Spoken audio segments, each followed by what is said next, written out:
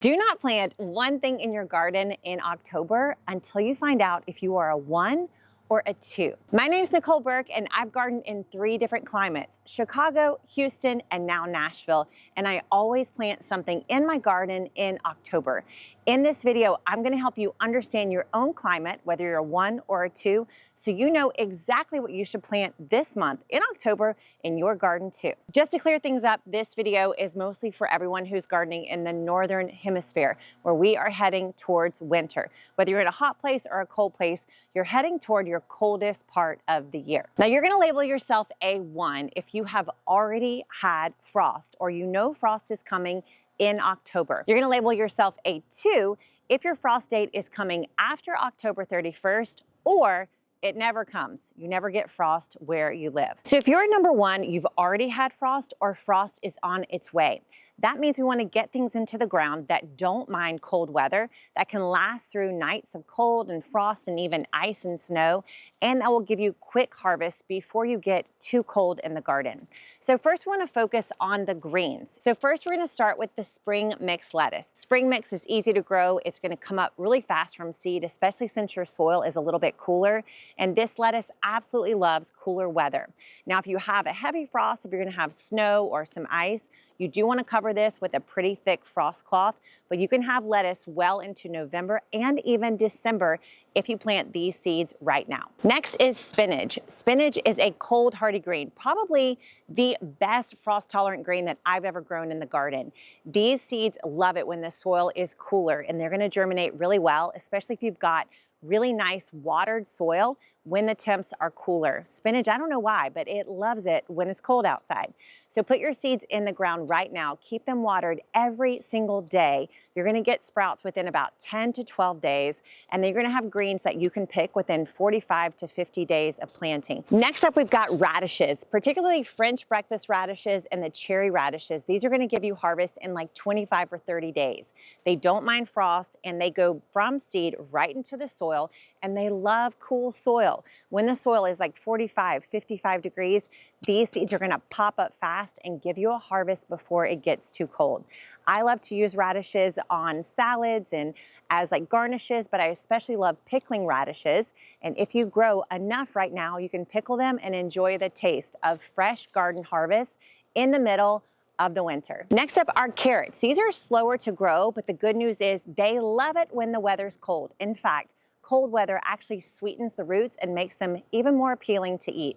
Carrot seeds need to be spread out when you plant them. It's pretty hard to come back and thin them later, and you have to make sure these seeds do not dry out as they're growing. The trick is to keep them well watered until they start to grow, and if your temps are going to dip really low, cover these with a frost cloth overnight so they can bounce back, come back when the sun comes out the next day. You should have carrots before you reach the end of November. By the way, all the plants I've just told you about, they're inside of our Easy Garden Kit, which gives you all the directions on how to plant them, how to take care of them, plus directions on how to build your raised bed and put the soil mix together that I recommend. I'll put a link to the Easy Garden Kit right below this video.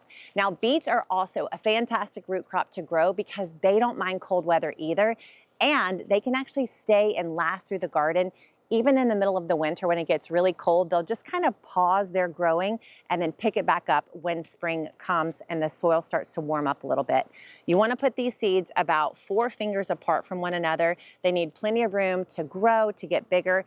Also keep these watered well, just as you should with carrots, and you're gonna start to see small little beets forming within 50 to 60 days of planting. You might get some harvest before you hit the end of November. There's one more thing you've got to plant if you're a number 1 gardener, but actually the number 2 gardeners need to plant it too, so hang on, I'll tell you about that at the end of the video. My number 2 gardeners, there's no frost coming in October, and you may never get a frost this year, which is crazy for me to think about. You lucky gardener, you better make the most of this season, okay? So here's the deal for you. The temps are gonna be coming down. This is the coolest part of the year that's heading your way.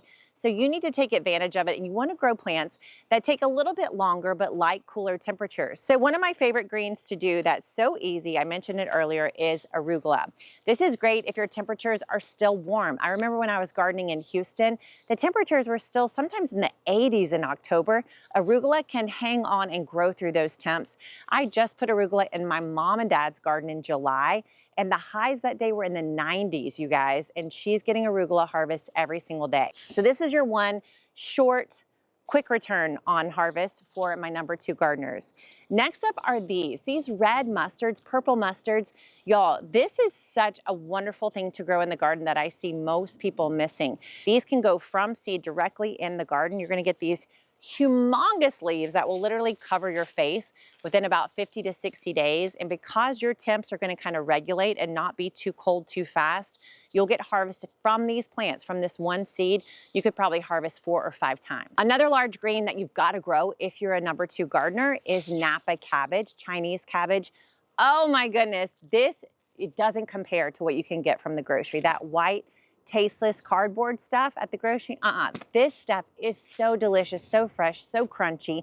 And if you're in a place that's got a longer cool season, which you are as a number 2 gardener, you have to grow these greens. You can start these indoors, but actually I've had so much success just taking the seed, putting it right in the soil and getting great harvest within 75, 80 days. Continuing along with these greens that will give you so many harvests is kale. Any kind of kale you want to grow. I love this blue Scotch curled kale. We also love Toscano kale. These can go from seed right in the soil right now. Keep them watered. It's going to be a little hard to keep them going in October, but if you do, these plants are going to have such a nice foundation. You could be harvesting from these all through the winter. When your frost comes in November, December, or even January, these leaves will hang on. You'll have really nice established plants. You can cut from each and every plant every single week. The other one is Swiss chard. This is same kind of idea. Take the seeds, put it right in the soil. You're gonna have a well-established plant by the middle of November, and you're gonna be pulling off leaves and harvesting from these plants all the way well into the new year. If you do have frost, if you're someone who gets frost in November, December, and it really does drop, cover these with frost cloth. These are going to need more frost cloth than the kale would, and you can keep your plants even through the winter if you've got some cold spells. Now, unlike my number 1 gardeners, I didn't tell them to grow any fruit because they've got a shorter growing season here. But you're the lucky ones, my number 2s, and you can grow some fruit in your garden. We're not talking sweet fruit right now. We're talking sugar snap peas and fava beans. These 2 can go from seed right in the soil right now, keep them watered, and then grow them up a trellis. They'll grow like 6, 7, 8 feet tall, and you're gonna get fruit starting around day 70 all the way into day 90, 100.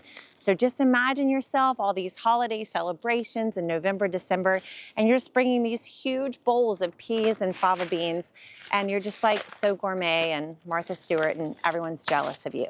This is what's gonna happen if you plant some peas and fava beans. Peas, by the way, are also in the Easy Garden Kit. Finally, you guys, you lucky guys, in the number 2s, you also get to add some flowers. Calendula is a fantastic flower to put by seed in the soil right now. It's going to give you pest protection. Calendula is a great trap crop, and it just grows so lovely next to all these other colors. Just imagine your garden with purple mustards, kale, Swiss chard, arugula, and all these peas and beans, and then these beautiful calendula just overflowing on the side of every bed. That's what's in store for all the number 2 gardeners.